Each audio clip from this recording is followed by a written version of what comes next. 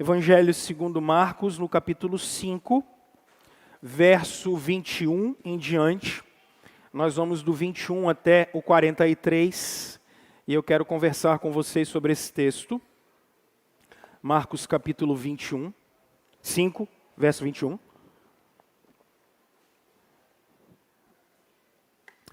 Evangelho segundo Marcos, capítulo 5, a partir do versículo 21.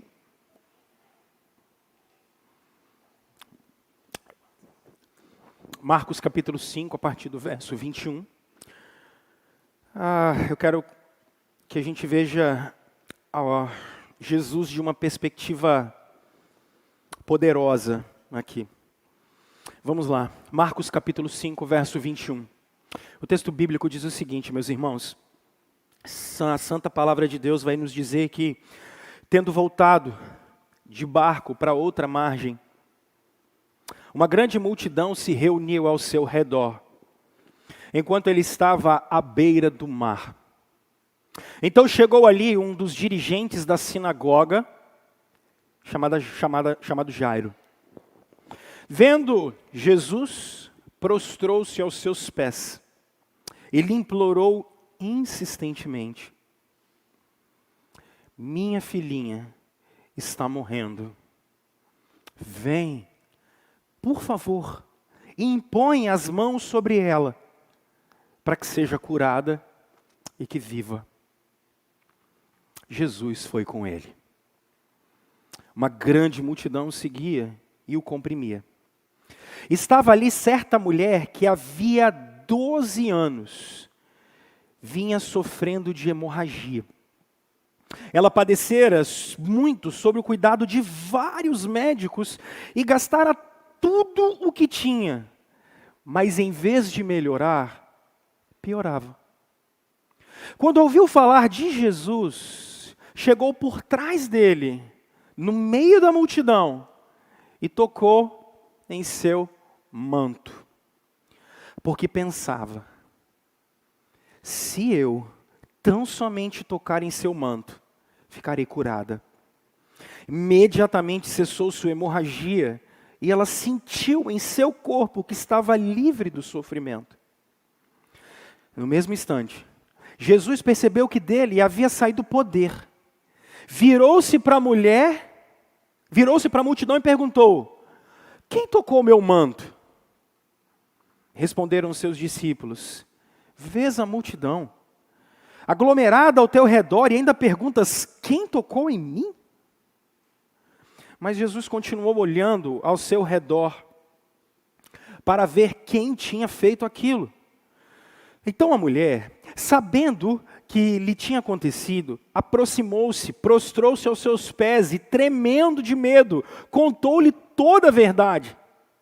Então ele lhe disse: filha, a sua fé a curou. Vá em paz e fique livre do seu sofrimento. Enquanto Jesus ainda estava falando, chegaram algumas pessoas da casa de Jairo, o dirigente da sinagoga. Sua filha morreu, disseram eles. Não precisa mais incomodar o mestre. Não fazendo caso do que eles disseram, Jesus disse ao dirigente da sinagoga: Jairo, não tenha medo. Tão somente creia. E não deixou ninguém segui-lo, senão Pedro, Tiago e João, irmão de Tiago. Quando chegaram à casa do dirigente da sinagoga, Jesus viu um alvoroço, com gente chorando e se lamentando em alta voz. Então, entrou e lhes disse: por que vocês todos estão nesse alvoroço e lamento? A criança não está morta, mas dorme. Mas todos começaram a rir de Jesus. Ele, porém, ordenou que eles saíssem, tomou consigo o pai, a mãe da criança e os discípulos que estavam com ele e entrou onde se encontrava a criança. Tomou-a pela mão e lhe disse: Talitá cumi, que significa: menina, eu lhe ordeno, levante. Imediatamente a menina, que tinha 12 anos de idade, levantou-se e começou a andar. Isso os deixou atônitos. Ele deu ordens expressas para que não dissessem nada a ninguém e mandou que dessem a ela alguma coisa para comer. Vamos orar, meus irmãos? Senhor, a gente está diante da Santa Escritura, que foi inspirada pelo Seu Espírito, e é por ela que a gente conhece nosso Senhor. Nós queremos pedir que o Seu Espírito, por favor, iluminasse a gente. As coisas espirituais são discernidas pelo Espírito de Deus. E se o Senhor não vier ao nosso socorro, a nossa fé não vai poder ser edificada. Se o Senhor não vier ao nosso encontro, nós não conseguiremos nos chegar até o Senhor. Se o Senhor não nos socorrer, não estender a mão para nós, nós não conseguiremos ir até o Senhor. Por favor, Senhor, dá-nos porção da iluminação do Seu Espírito, porque a gente quer discernir Cristo, a gente quer discernir o Senhor, a gente quer discernir Sua palavra, em nome de Cristo Jesus. Amém. Amém. Meus irmãos, há um fato e uma frase que precisa ser compreendida por nós. O que você crê determina o que você é. O que você crê determina as suas ações. O que você crê determina o que você pensa. O que você crê determina o que você faz. Você é aquilo que você crê. Se você disse que você não crê em nada, se você diz que você crê exclusivamente, por exemplo, como alguns dizem na nossa época, como falávamos na semana passada sobre a ressurreição de Jesus, que morreu, acabou, a sua vida vai ser simplesmente um aglomerado de tarefas. Você só vai se preocupar no dia a dia, você só vai preocupar-se com as coisas do cotidiano, e pensar em vida eterna, pensar em ressurreição dos mortos, é algo que não vai fazer muito sentido para você, então a sua vida também não vai fazer muito sentido, a não ser as coisas que você faz. Então sua vida vai ser trabalho, casa, dinheiro, roupa, bem-estar, enfim. Agora, se você depositar sua fé só em coisas materiais, a sua vida também vai ser ditada por isso. Ela vai ser ditada por coisas materiais. Então você também só vai ficar preocupado em se olhar diante do espelho e ver se depois de uma semana de malhação, o seu bíceps cresceu, sei lá, 5 milímetros. Você só vai ficar preocupado se a sua chapinha não saiu quando você tomou 4 ou 5 gotas de chuva. Você só vai ficar preocupado em ficar o tempo todo abrindo o aplicativo do seu banco para ver se por algum milagre alguém depositou um FGTS atrasado para você poder gastar um pouco mais. Vai ser sua única preocupação. Porque o que você crê vai dizer o que você é. E a pergunta que eu queria te fazer é, no que é que você crê? Onde você deposita a sua fé? Porque quando eu olho para a Escritura, quando eu olho para a Bíblia Sagrada, e quando eu olho para a igreja, quando eu olho para os nossos tempos, a Escritura está mandando a gente colocar a nossa fé não naquilo que é material e simplesmente visível. Porque tudo o que vocês estão vendo vai passar. Um exemplo que alguns anos atrás eu citei muito aqui na igreja, e eu sempre me lembro disso, é que em 2 ou 3 gerações, os seus netos e os seus bisnetos nem vão lembrar do seu nome. Seus bisnetos certamente não saberão quem foi você. Seus tataranetos sequer saberão se você fez faculdade, MBA, mestrado, doutorado. Seus bisnetos não saberão o seu nome, porque você também não sabe o nome dos seus bisnetos, seus bisavós e tataravós. Você não os conhece. Você não sabe a história deles. Você não sabe de onde eles vieram. Você não sabe se eles tiveram importância para a vida de A, B, C ou D. E o mesmo vai acontecer comigo e com você. Em 2 ou 3 gerações, o meu nome, o seu nome, a minha história e a sua história estarão completamente esquecidas. Ninguém vai lembrar da gente, quiçá por algumas fotos que alguém vai olhar e falar assim, pai, quem era esse aqui mesmo? Aí o seu bisneto vai falar, se eu não me engano, esse aqui é o seu tataravô. Essa aqui é a sua tataravó. Porque tudo que vocês veem e fazem vai passar. Nada do que vocês constroem vai ficar. Nem mesmo a memória de vocês. Nem mesmo os seus maiores feitos. Tudo isso vai ser desfeito. Então não vale a pena a gente colocar a fé da gente naquilo que é meramente material. Mas também não vale a pena a gente colocar a fé em absurdo. E falar assim, eu creio, eu não entendo muito, mas eu creio. Eu não sei explicar muito, mas eu creio. Isso é muito comum no meio gospel. Não, eu não sei explicar muito, mas eu creio. É uma fé cega, que não se explica e não tem sustentação. Porque quando você não compreende, você não consegue explicar, na primeira dificuldade você abre mão da fé. Você entra em conflito, porque você não consegue explicar.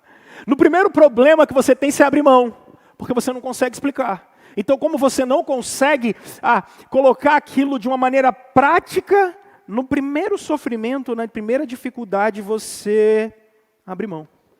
Então não vale a pena a gente falar que a gente tem uma fé irracional, absurda, mas também não vale a pena a gente falar que a gente tem uma fé material, porque tudo que nós somos vai passar, gente. Mas a Escritura está mandando você colocar a fé em algo diferente. A Escritura está mandando você colocar a fé em algo muito correto, muito certo e muito central. E o alvo e o objetivo da sua fé precisa ser Jesus Cristo. O alvo e o objetivo da sua fé precisa ser a segunda pessoa da Trindade, Cristo. Ele tem um nome muito bem estabelecido, ele tem uma história muito bem estabelecida, ele se encarnou, ele foi uma pessoa e ele está vivo agora. E a nossa fé, nós fomos chamados para ter fé em Jesus Cristo. Por quê? Porque diferente de mim e de você, Cristo tem uma qualidade e um atributo que ninguém tem. E que nenhuma religião tem. Em nenhum ser humano é chamado de todo-poderoso. Só Cristo. Nenhum ser humano tem todo o poder, a não ser Jesus Cristo.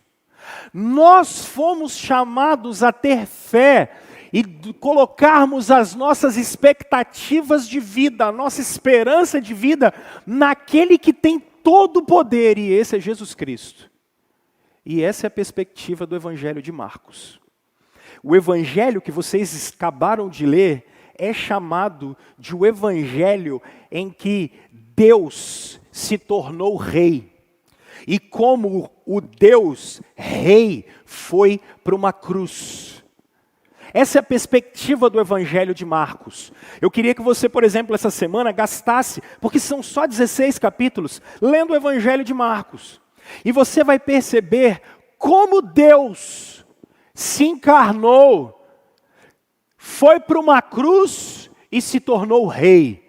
Esse é o objetivo desse Evangelho. Engraçado, olha o seu texto, como esse é o Evangelho das multidões. Olha o verso 21. Uma grande multidão. Olha o verso 24. Jesus está com uma grande multidão. Olha o verso 27. No meio de uma multidão. Olha o verso 31. Vês as multidões, ou a multidão. O Evangelho de Marcos fala que Jesus está no meio de uma multidão por mais de 40 vezes, porque esse é o Evangelho da multidão.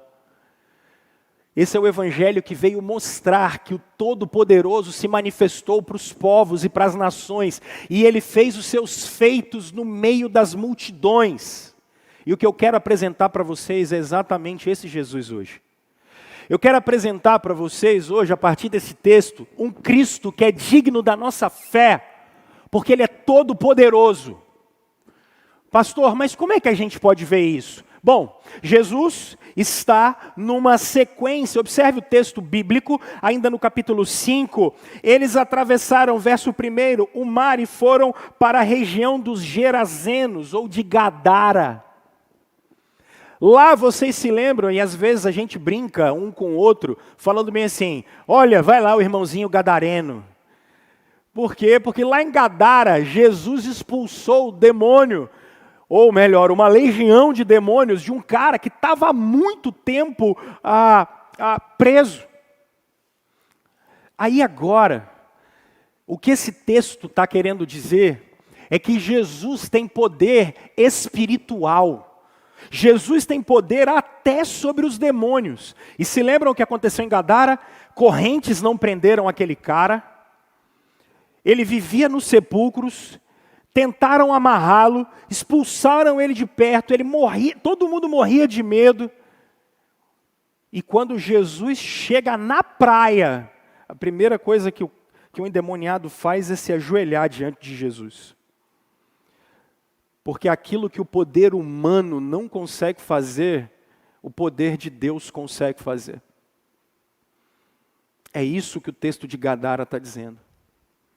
Só que agora, os gadarenos expulsam Jesus de lá e o texto que vocês leram diz que, verso 21, quando os gadarenos expulsaram Jesus, tendo Jesus voltado de barco, verso 21, para outra margem, mais uma vez uma grande multidão chegou perto dele. Jesus está numa praia, mais uma vez, saindo do mar, e perto dele chega uma multidão. E quem chega diante de Jesus? Um dos chefes da sinagoga. O que era a sinagoga? Os judeus, até o exílio, adoravam no templo. Só que a Babilônia veio e destruiu o templo. E quando eles foram exilados para a Babilônia, para não ficar sem adorar, eles criaram ambientes chamados sinagogas, que eram lugares como esse aqui, em que eles adoravam, lendo a Torá e adoravam. E toda essa sinagoga tinha sempre um mestre da lei. Esses caras normalmente eram pessoas que tinham uma posição na sociedade, gente muito rica, gente com muita influência, gente com poder. E essa turma eram os religiosos da época que ensinavam a lei e que tinham toda a autoridade. Para você ser chefe de uma sinagoga, você tinha que ter uma linhagem. Em Israel, toda criança era educada e decorava a Torá toda. Gênesis, Êxodo, Levítico, Número e Deuteronômio. Todo garoto de 13 anos de idade, o grande sonho dele era ser chamado por um rabino. Porque quando ele era chamado por um rabino para poder ser ensinado, ele tinha a oportunidade de se tornar chefe da sinagoga. Isso era o sonho de todo judeu. Talvez hoje, eu nem sei, mas seria o que todo garoto hoje queria passar num concurso público federal para poder ser e ter os melhores cargos e salários. Talvez fosse isso. Ou o CEO de uma grande empresa. Isso era o sonho de todo menino daquela época. E esse cara, o Jairo, conseguiu chegar lá. Só que ele tem um problema. A filhinha dele de 12 anos está morrendo. A filhinha dele de 12 anos não tem mais expectativa de vida. Ele não sabe mais o que fazer. E aí ele chega, e o texto bíblico diz que ele chega aos pés de Jesus, adora Jesus, e eu já ensinei isso para vocês, ele adora Jesus. Jesus olha para ele e ele diz: mestre, por favor, a minha filhinha está morrendo. Será que você pode fazer alguma coisa por ela? E Jesus, e o texto bíblico é lindo. Olha o que o texto bíblico diz para vocês no verso 24. O que Jesus fez? Jesus fez uma anamnese. Não tem quando você chega no médico, aí o médico pega o panfleto, aí faz a triagem para ver se você tem pulseirinha verde, pulseirinha amarela, pulseirinha vermelha, pulseirinha azul. Entra com ele na maca. Não, Jesus foi com ele. Eu acho que isso é maravilhoso. Jesus foi com ele, ponto. Não tem classificação, não precisa tirar a senha, a fila aqui é rápida. Jesus foi com ele. Só que tem uma multidão atrás, e o pessoal está comprimindo ele, e ele está indo com esse pessoal. No meio do caminho, Jesus para, porque ele sentiu que aconteceu alguma coisa com ele. Ele sentiu que dele saiu poder. Isso ele fica preocupado, porque dele saiu poder. E ele começa a parar e olha para um lado, olha para o outro, olha para um lado, olha para o outro. E ele fala: gente, quem é que me tocou? Aí um discípulo olha e fala assim: mestre, o O senhor está perguntando quem te... Olha quanta gente, o senhor está querendo saber quem te tocou. Ele falou, gente, é diferente, de mim sai o poder. Aí uma mulher, e o texto bíblico diz que morrendo de medo, porque já tinha mais de uma década que essa mulher tinha um fluxo de sangue que não parava. E por que ela está morrendo de medo? Primeiro, ela não podia estar ali. Ela está impura cerimonialmente. Ela não pode encostar nas pessoas.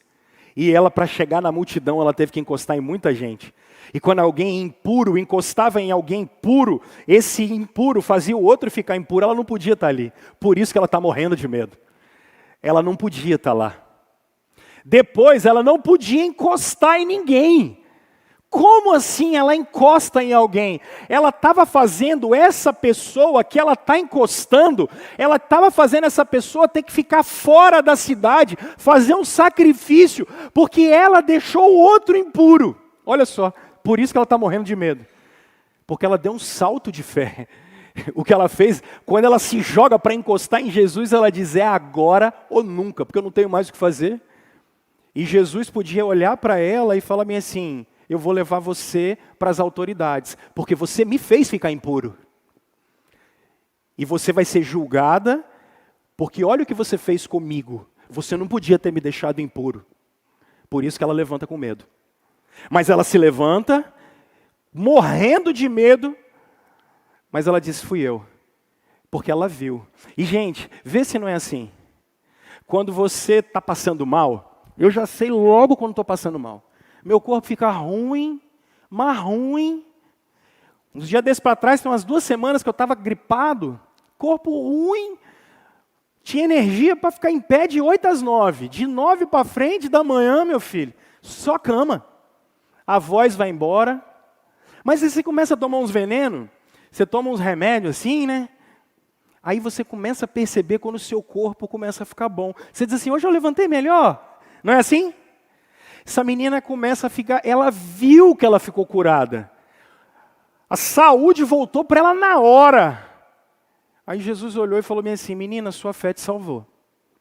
Sua fé te salvou. Pode ir em paz. Vai que a sua fé te salvou.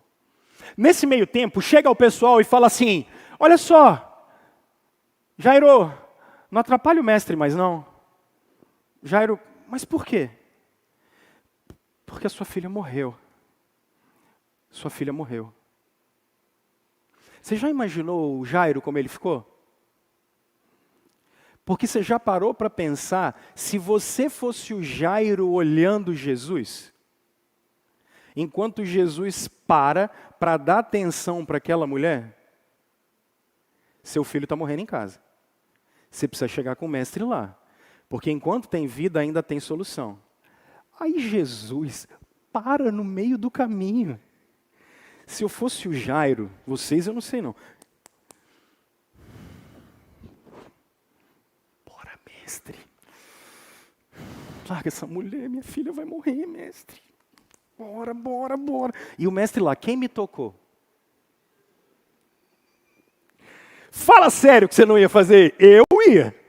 Eu ia chegar e falar assim, Pedro, fala com Jesus para correr. Você não ia não? Eu ia, cara.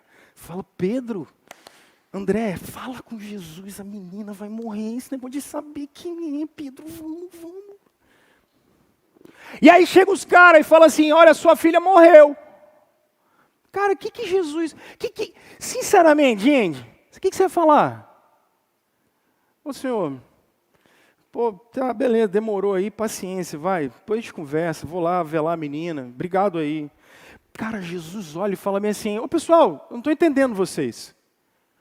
Botão, menina não respira, lábio roxo, já está durinha, não é assim que é defunto? Menina está lá, vamos fazer o quê? Jesus, bora, filho, bora. Chega na casa, aquela gracinha. E gente, casa com velório eu vou te contar, viu? Ou coisa ruim. Nossa, é ruim demais. Vocês já devem ter perdido pessoas perto de vocês, eu odeio, eu não gosto de velório, eu não gosto de morte. Tem a pior coisa pior coisa do ministério pastoral é fazer velório. Eu sei que os irmãos estão com Cristo, mas é ruim lidar com a dor. Isso é fato. É fato. O cara fala que ele, não, eu amo um velório. Bom, pelo amor de Deus, né? Qual é a festa que você mais gosta? Ah, amo um velório. Não existe isso. Velório é ruim. Velório é ruim. Tá, o cara, eu sei que ele vai ressuscitar, mas não é bom. É a mesma coisa que divórcio. Às vezes eu falo com você assim, você já viu um cara falar bem assim, vou comprar um bolo, porque me divorciei. Não tem, é sofrimento. Vou soltar um monte de foguete, porque divorciei. Não tem isso, cara. As pessoas fazem festa para casar, não para divorciar. Do mesmo jeito que ninguém faz festa em velório. Vou fazer festa no velório, vou fazer um churrasco. Pô, não tem isso, cara. Os caras chegam em casa, estão um sofrimento danado, aí aparece Jesus. E o que Jesus fala? Por que vocês estão chorando? Óbvio, vai lá no quarto, porque a menina está morta, né? Ele falou, não, mas a menina não está dormindo, não está morrendo, está morta, ela está dormindo. Aí ele falou, olha, esperem aí. Ele pega o Jairo, a esposa, pega sempre os que ficam mais perto dele, Pedro, Tiago e João. Chegam dentro do quarto, eles fecham a porta. Jesus para perto da menina e o que ele diz para ela? Menina, levanta. E a menina levanta. Eu imagino a cara daquele pessoal, deve ter ficado extremamente assustados. Extremamente assustados. Mas, quando isso acontece, ele devolve a neném, a menina de 12 anos para a mamãe. E fala, olha, dá alguma coisa para a menina comer, ela está precisando. Ele fala, não fala nada com ninguém por enquanto, como se alguém fosse obedecer. O cara acabou de ressuscitar os mortos, alguém vai obedecer ele. Sabe o que esse texto está querendo mostrar para nós? É o que eu quero conversar com vocês em rápidas palavras, gente. Jesus é todo poderoso. Jesus é todo poderoso. Jesus é todo poderoso contra as trevas. Mas o que eu queria dizer para você é que Jesus é todo poderoso em qualquer circunstância da nossa vida.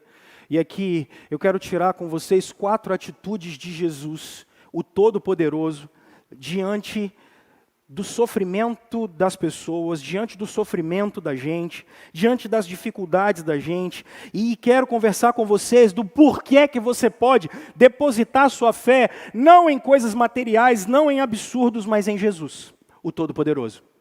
Por que é que você pode fazer isso? Primeiro, observem que há 2 agentes que precisam ser olhados por nós, e que talvez sejamos nós nessa manhã. Porque o primeiro é o Jairo. No meio de uma multidão, o Jairo aparece, observem comigo, no verso 22, então chegou ali um dos dirigentes da sinagoga, chamada Jairo, vendo Jesus, prostrou-se aos seus pés e lhe implorou insistentemente, a minha filhinha está morrendo, vem, por favor, impõe as mãos sobre ela para que seja curada e que viva. E o que Jesus fez? Foi com ele. Mas não é só isso, porque nós temos a mulher do fluxo de sangue. Porque, verso 29, imediatamente cessou sua hemorragia e ela sentiu em seu corpo que estava livre do seu sofrimento. No mesmo instante, Jesus percebeu que dele havia saído o poder, virou-se para a multidão e perguntou, quem tocou no meu manto? Verso 32, Jesus continuou olhando ao seu redor para ver quem tinha feito aquilo. Então a mulher, sabendo o que lhe tinha acontecido, aproximou-se, prostrou-se aos seus pés e, tremendo de medo, contou-lhe toda a verdade.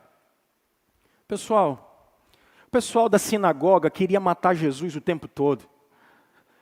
Quando vocês leem o Evangelho de Mateus, Jesus está num embate ferrenho com os fariseus o tempo todo. Porque o pessoal da sinagoga ficava o tempo todo testando Jesus para ver se ele era o Messias. O tempo todo tinha um embate. Quando Jesus via um fariseu, via um mestre da lei, Jesus já dizia como Juscelino Barbacena, ah, meu Jesus Cristinho, lá vem eles de novo. Jesus não precisava parar para conversar com esse cara. Jesus não precisava parar para conversar com uma mulher que tinha deixado ele cerimonialmente impuro. Agora, sabe por que você pode possível? Isso precisa fazer e causar efeito na minha e na sua vida. Jesus é acessível. Jesus é acessível para uma mulher ritualmente e cerimonialmente impura. Mas Jesus também é acessível a um mestre da lei. Jesus é acessível Jesus é acessível. O que eu estou querendo dizer com isso, pessoal? Gente, via de regra, as pessoas não chegam perto de Jesus. As pessoas não chegam perto de Jesus. Vocês até falam no nome de Deus. Eu confio em Deus. Dia desse minha coluna estava travada, fui lá na fisioterapia para tentar dar aquela destravada. Aí o fisioterapeuta falou, pastor, aqui é lugar que até ateu converte. Aí eu falei, mas por quê? Quando eu começo a apertar as costas do pessoal, a turma sofre tanto que começa a dizer, ai meu Deus! Crê em Deus ele não cria não. Depois, bicho, que começa a dor chegar, até ateu converte. E ele diz, mas também aqui é o lugar que até crente abandona a fé. E o pessoal começa a gritar e fala, Deus, cadê você? Deus, cadê você? As pessoas falam até em Deus, gente. Só que deixa eu te dizer uma coisa. O Deus de vocês tem nome. O Deus de vocês é uma pessoa. Deus de vocês não é uma entidade amorfa, ele não é uma fumacinha. O nome dele é Jesus Cristo. Cara, e Jesus para ouvir gente. Jesus para ouvir você. Jesus para me ouvir. Isso faz toda a diferença, porque vocês vivem numa sociedade em que vocês não ouvem nem vocês mesmos. Olha como é que vocês são quando vocês estão com problema. Como é o homem do século XXI com problema? Estou com alguma situação difícil, não sei, não tenho com quem conversar, aí o que a gente faz? Eu tenho um amigo e o nome dele é Guilherme. Aí eu falo, cara, eu não vou conversar com o Guilherme, não. Não, o Guilherme já tem um monte de coisa para se preocupar. E aí fica sofrendo sozinho. Não é assim que a gente é? Aí a gente fica com a gente mesmo e a gente fala, não, a gente vai resolver essas coisas com a cabeça da gente. Não, eu vou resolver isso com o meu mundo interior. Eu vou resolver esse negócio do meu mundo interior. Eu mesmo dou conta. Só que aí lá se vão quantos anos já? 1, 2, 3, 10, problema de você com você mesmo, problema de você com mulher, problema de você com filho, problema de você com finança, coisa que você não sabe resolver, e aí você se vê sozinho, preso dentro da cabeça, preso dentro do coração, e aí no final das contas a gente diz, ninguém se importa. É ou não é assim? A gente vive desse jeito. A gente vive assim o tempo todo, mas sabe por quê? A gente vive assim porque a gente não teve a perspectiva ainda de que Deus veio ser um de nós. Sabe o que isso significa? Deus sabe como você se sente, meu filho. Deus esteve no útero de uma mulher, Ele passou por um parto. Ontem eu estava vendo minha filha de 5 meses, a coisa mais engraçada, porque ela começou a virar. Aí agora ela já começou a levantar o joelho e tentar ficar assim, de prancha. E aí eu fico abismado, porque eu volto e falo, caramba, Deus já foi assim. Jesus já foi desse jeito. Ele sabe como a gente vive. Ele sabe como a gente se sente. Então olha só. Esse Deus é acessível a você, meu filho. Você acha que Ele não te ouve? Você acha que Ele não para te ouvir? Quem não tem tempo é o... Significa que todas as vezes que você para conversar com Jesus, Ele está te ouvindo, meu filho. E não só está te ouvindo, Ele está indo com você. Ele está caminhando com você. O Deus do cristianismo, Jesus Cristo, não é uma entidade inacessível. Ele está aqui agora. Ele está com vocês agora. Jesus é acessível. Só que aqui atrás, eu poderia dizer, Ele estava acessível porque Ele estava em carne. Mas e com você? Comigo e com você, Jesus continua acessível, porque você tem acesso a Ele através das suas orações. As suas orações precisam ser orações a Jesus de Nazaré. A gente às vezes é muito incrédulo. A gente é incrédulo. a gente acha que Deus não ouve a gente. Você para orar e você não consegue orar porque você não consegue ter uma fé que passe do teto da sua casa. Mas por que não se relaciona com Jesus como se Ele fosse real? Você não foi chamado para se relacionar com um pensamento. Você não foi chamado para se relacionar com uma ideia de Deus, um troço abstrato. Você não foi chamado para se relacionar com uma fumaça cósmica. Quando você ora, Deus, Jesus Cristo está com os ouvidos abertos, te ouvindo. Ele é acessível. Ele é acessível. Ele fala com a gente. Ele se comunica com a gente. Então, por favor, do mesmo jeito que Jesus foi acessível a esses dois personagens, Jesus é acessível a você. Talvez você diz assim, pastor, e eu tenho encontrado muitas pessoas assim ao longo da vida dizendo, pastor, eu entendo o que você está falando, mas gente como eu, Jesus não vai ver gente como eu. Alguns de vocês ainda dizem assim, não, pastor, Deus tem coisa mais importante para fazer do que olhar para mim. É de uma mulher impura até um mestre da lei. Não importa quem é você. Não importa quem é você. Jesus é acessível a mim. Jesus é acessível a você. Jesus é acessível a qualquer um que clamar o seu nome. Jesus é acessível. Volte para casa hoje. Converse com Jesus. Volte para casa hoje para se relacionar com Jesus. Segundo, se o primeiro Jesus é acessível, deixa eu dizer para você, Jesus se importa. Jesus se importa. Como assim, pastor? Quantas vezes eu repeti a palavra multidão aqui? No meio de uma multidão, Jesus é capaz de parar no meio de uma multidão para ouvir um mestre da lei. Mas no meio de uma multidão, Jesus também é capaz de parar para ouvir uma mulher impura. Ainda que a multidão diga, não dá para saber quem foi. Dá para saber quem foi. Porque Jesus olha e diz, Jairo. Jesus olha e fala bem assim, mulher, a sua fé te salvou. Eu e você não nos importamos com os outros. Seja honesto. A gente se importa em fazer marketing. Especialmente em rede social. A gente se importa em mostrar um mundo que a gente não está vivendo.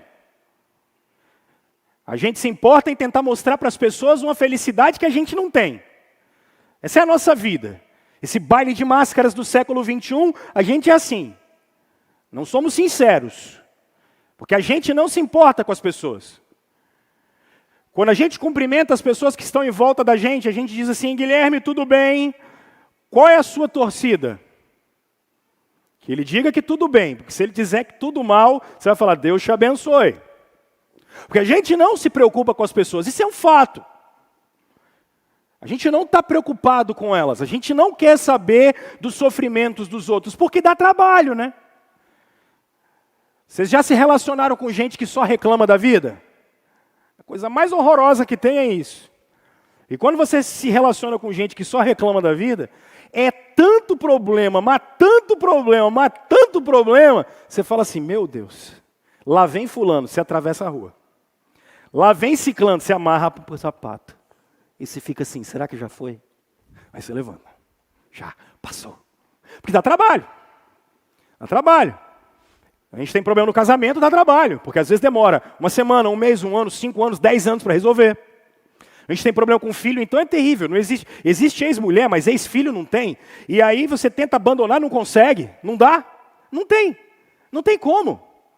E aí quando você começa a ter problema cansa, não cansa? Se lidar com problema, cansa. Então como é que a gente é? É melhor deletar quem dá problema. Porque a gente é assim. Porque no final das contas, qualquer coisa que tire a gente da nossa zona de conforto, verdade seja dita, a gente não gosta. Mas a gente até está disposto a ajudar. É ou não é? Vocês já viram um povo mais solidário do que brasileiro? Não tem, gente. A gente é extremamente solidário. Quando tem, por exemplo, teve ali enchente em Iuna. Gente, graças a Deus, a gente movimentou terra, céu e mar. Quando teve o problema aqui no interior da Bahia, uma enchente danada, o pau quebrou, nós levantamos, graças a Deus, terra, céu e mar. Mas a gente faz isso pontualmente. Qual é a nossa dificuldade? Manter. Porque a gente consegue, brasileiro consegue ajudar as pessoas pontualmente. Mas manter a gente não consegue não. Porque cansa. A gente é assim. Jesus não é assim. O Todo-Poderoso não é assim. Jesus se importa com você. Jesus não só está acessível. Jesus se importa com a gente. Jesus se importa comigo e Jesus se importa com você. Agora, o que é importante aqui? Número 1, Jesus te chama pelo nome, cara. Jesus te chama pelo nome. Jairo, mulher. Jesus olha para mim, para você, e Ele chama a mim e você pelo nome. Rômulo, Jesus te conhece. Jesus sabe quem você é. Pastor, Deus tem coisa mais importante para lhe dar. Não! Não! Você sabe aonde o calo aperta na sua vida. É muito fácil a gente ficar legislando na vida dos outros e falar, isso aí é bobeira. É fácil a gente chegar para o sofrimento e para o dilema que as outras pessoas vivem e falar, isso aí é bobeira. Pode ser bobeira para mim, mas para o outro não é. Talvez eu saiba lidar, você não. Do mesmo jeito que talvez você saiba lidar com demandas que eu não sei. E essa é a vida complexa, de seres humanos complexos, com dilemas complexos. E deixa eu te dizer uma coisa, Jesus conhece cada um deles, te chama pelo nome, e Ele está querendo saber cada dilema, cada circunstância, cada problema, cada coisa, cada situação, porque Jesus se importa. Não importa se seja uma enfermidade, não importa se seja um demônio, do mesmo jeito que não importa se for a morte, Jesus se importa. Jesus se importa.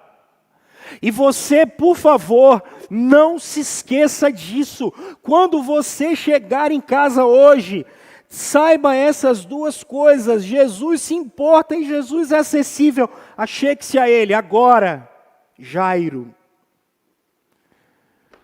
Jesus, o Todo-Poderoso, que é digno de você colocar a sua fé nele, é acessível, se importa e não demora.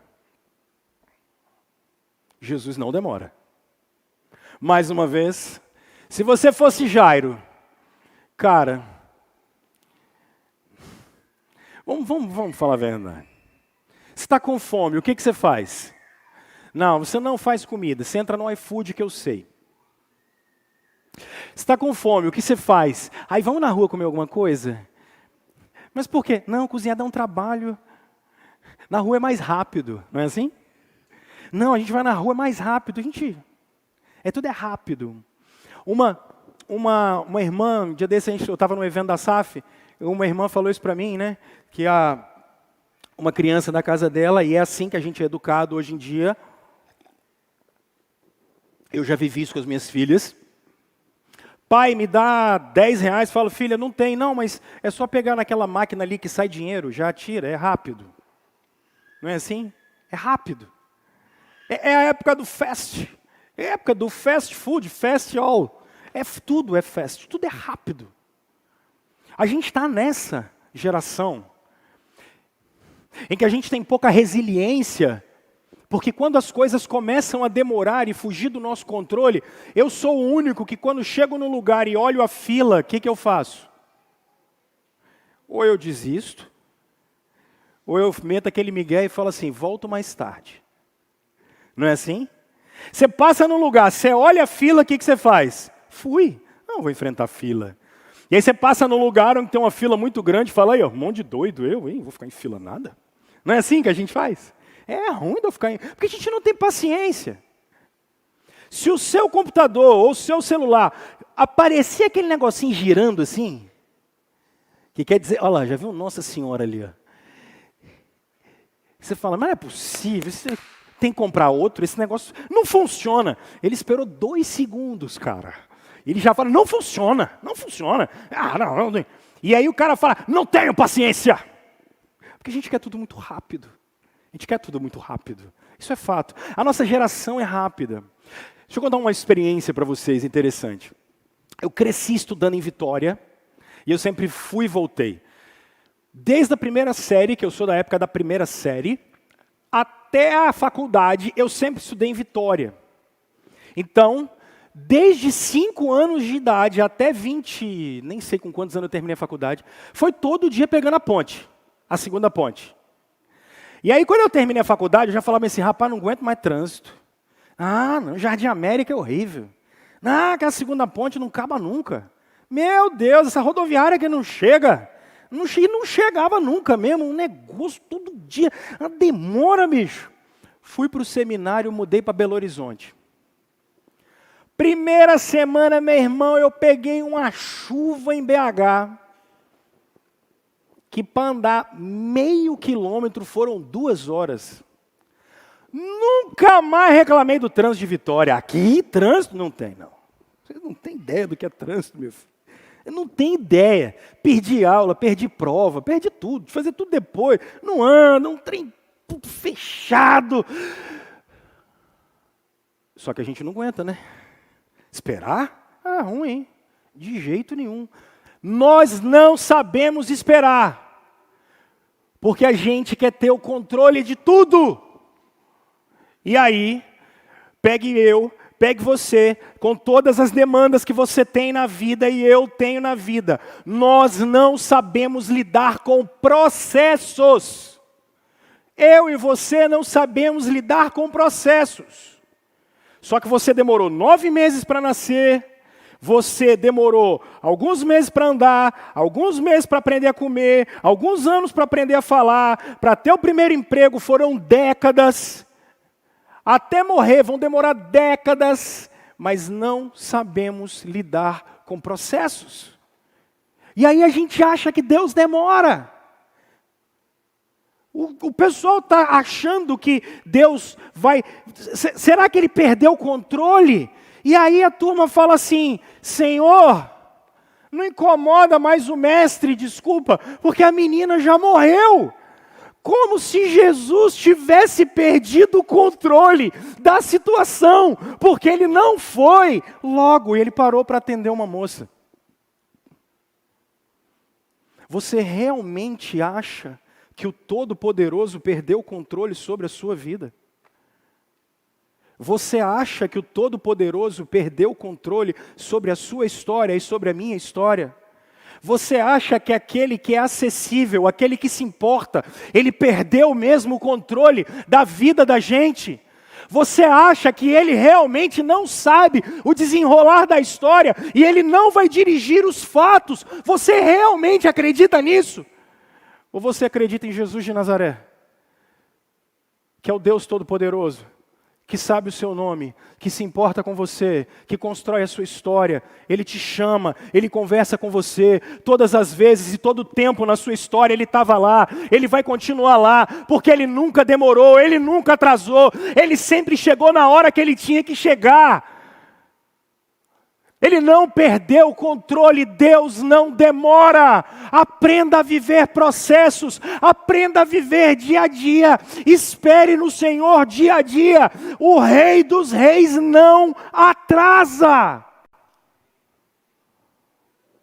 Quarto e último, Jesus chegou na casa do Jairo, o Deus que se importa, o Deus que é acessível e o Deus que não demora. Para eles já não tem mais o que fazer. Porque para os judeus, morreu. A menos que Elias ou Eliseu, no espírito deles, chegasse, poderiam fazer alguma coisa. A última vez que alguém tinha ressuscitado dos mortos em Israel. Tinha sido 600, 700 anos antes com Elias e Eliseu. Foram anos e mais anos sem a gente ver os profetas fazerem algum milagre. Foram anos e mais anos sem ver a mão de Deus levantando alguém dos mortos. Não tem mais o que fazer. E o que Jesus vai fazer na casa de Jairo? Será que ele vai conversar com as carpideiras? O que Jesus vai fazer? E ele chega. E ele pergunta: por que vocês estão chorando? O que está acontecendo? Mas ela morreu. Ele diz: quem disse que ela morreu? A menina está dormindo. E ele vai para o quarto, junto com os seus discípulos mais próximos. Olha para mim, por favor. A cama é baixa na Galileia, na Judeia. A cama é baixa. A menina está deitada na cama. A porta está ali, a menina está deitada na cama, os discípulos estão em volta, o pai e a mãe da menina, e eu não gosto nem de imaginar, porque o pai e a mãe da menina, talvez Jairo vai ter que abraçar a sua filha, a sua esposa, porque ele está vendo a sua filha lá. É uma menina de 12 anos, tinha a vida toda pela frente. E Jesus chega perto da menina. E ele olha para ela e diz: Talita, cumi.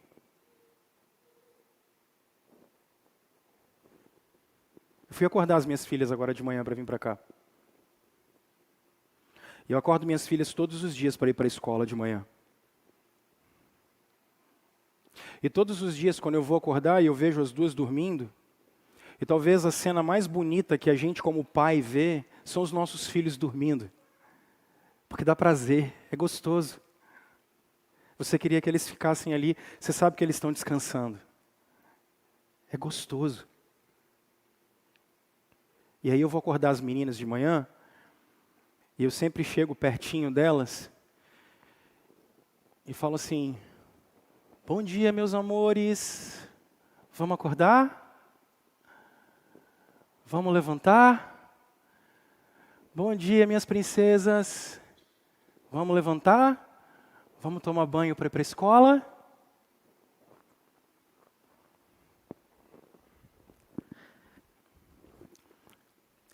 Sabe o que essa expressão está dizendo? Jesus está olhando para essa menina e ele está falando bem assim para ela: bom dia, meu amorzinho, vamos levantar? A expressão Talita significa meu amorzinho. Meu amorzinho, vamos levantar? Minha princesinha, vamos levantar? Você já olhou Jesus olhando no seu olho, dizendo para você isso? Meu amorzinho, vamos levantar? Está na hora de você sair daí, porque daqui a alguns dias eu vou entrar aí. Está na hora de você levantar, porque quem vai morrer sou eu. Está na hora de você viver. Vem que eu tenho que devolver você para o seu pai. Vem que eu preciso devolver você para sua mãe. Meu amorzinho, levanta. Está na hora de acordar. Agora olha para você. Quando está se sentindo sempre sozinho. Quando está se sentindo sempre com tantas dificuldades. Quando está se sentindo perdido. Quando está se sentindo abandonado. Quando não sabe o que está acontecendo. Quando não sabe para onde vai. Quando a vida já te tomou de assalto. Jesus está olhando para você e dizendo assim: meu amorzinho, levanta. Minha princesinha, está na hora de levantar. Jesus veio hoje aqui dizer para vocês: meus amores, cheguei. Vamos levantar. Está na hora de vocês viverem. O Deus de vocês se importa com vocês, sabe o nome de vocês. E hoje Ele veio chamar vocês para fora. Hoje é dia de vocês se levantarem. O Deus de vocês se importa com vocês. Esse é o nosso Senhor. Esse é o Deus que a gente foi chamado a adorar. Esse é o Deus que a gente foi chamado a servir. Ele não está com um machado para cortar a sua cabeça. Ele não está querendo te castigar. Ele está aqui para te ouvir. Ele está aqui para se relacionar com você. Eu quero convidar você hoje a ouvir a voz de Jesus dentro do seu coração. Levanta. É hora de levantar. É hora de recomeçar.